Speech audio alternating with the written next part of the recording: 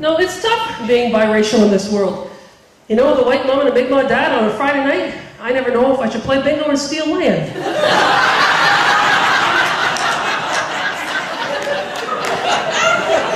It was quite a legacy on both sides, I feel.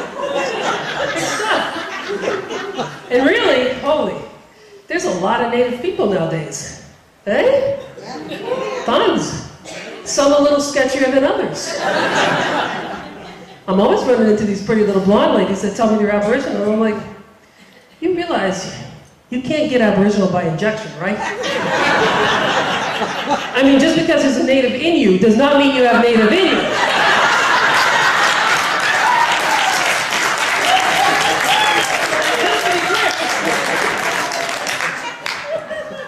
But they're everywhere. And you know what? It's funny because all of a sudden I have all these cousins, but oddly enough, nobody ever claims to be related on my gay side. You wait till the government comes out with the gay status card. Every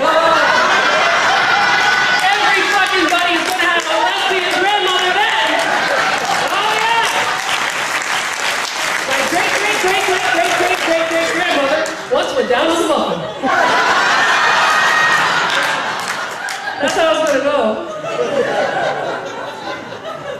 And the bullshit of it, I go and audition for movies. I mean, I'm trying to really make it in the entertainment business. Now, my first audition, I was only 25. And those of you who knew me back then can attest I was quite the hottie when I was 25. So, thank you. I don't know who that was, Mummy. And I was never in the back of a Camaro with them, I swear. So, I go down. It's for the Scarlet Letter. Remember that movie, The Scarlet Letter? Robert Duvall? Every Mi'kmaq person in Nova Scotia is trying out. So I go down, I got hair down to my ass, I'm looking good. Walk up to the guy, tiny little white man, sitting at the table. He looks up at me and goes, nah. So what do you mean, nah? You don't look Native enough. Well, you don't really look masculine enough to be a man either. There you're playing a role. Hasn't stopped you. No, your skin is too light and your features are too flat. I don't know what he was looking at, but there's not a lot of flatness here. But I realized what it was all about. It's about that Hollywood Indian, right? Everybody in Hollywood always made the Native people look the same. So I've got it covered now. Every time I go to an audition, I am now ready. Yes. Is this Native enough? No, not Native enough, of course not. Because of course, only 3% of Aboriginal people in North America ever friggin' rode horses. But you watch a Hollywood movie, and they're always riding a horse, so I got that covered too.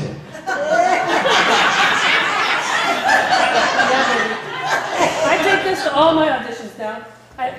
Is it just me? Did that die? And this is why I'm gay.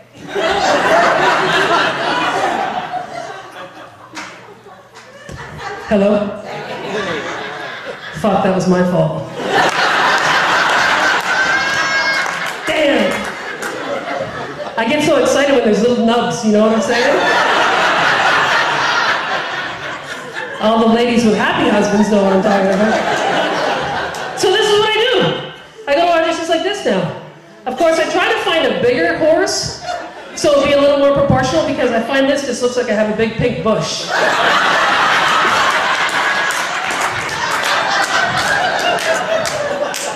Mommy still can't hear, but she's like, what the hell is that girl doing up there?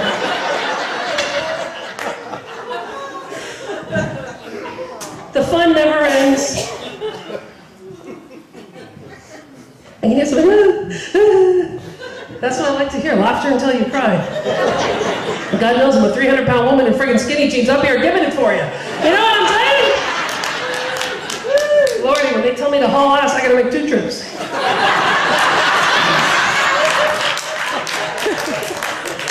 And on top of that, I'm sweating like a whore in church. All right. This is what it looks like when I'm wet, lady.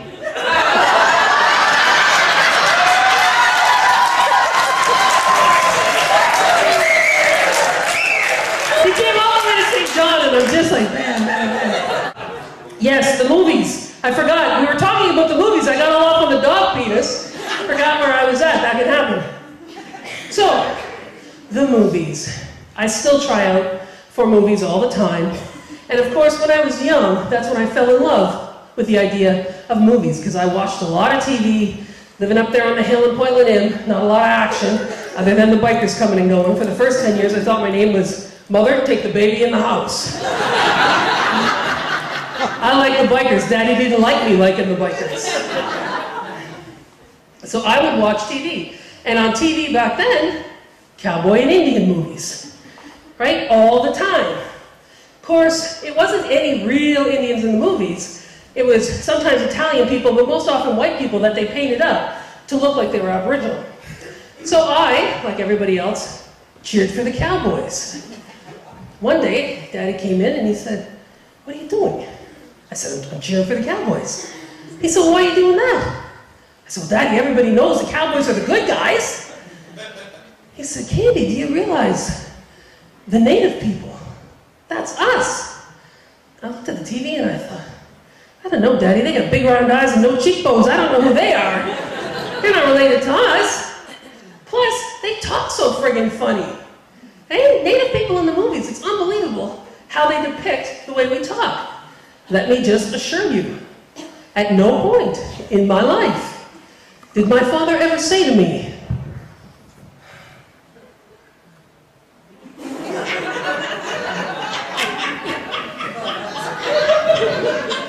"Daughter,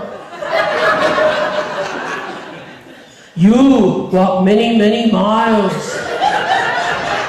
If you not in wigwam, when wolf howl and moon high." My old man would have said, "Your ass ain't in the house by midnight, I'm taking your car." What the hell are they thinking? But you know what? Like, all this time has gone by. Right now, it's like 2011. We have a Charter of Rights. We have an amended Indian Act. We have our own TV station. Real good show called The Candy Show. For enough time.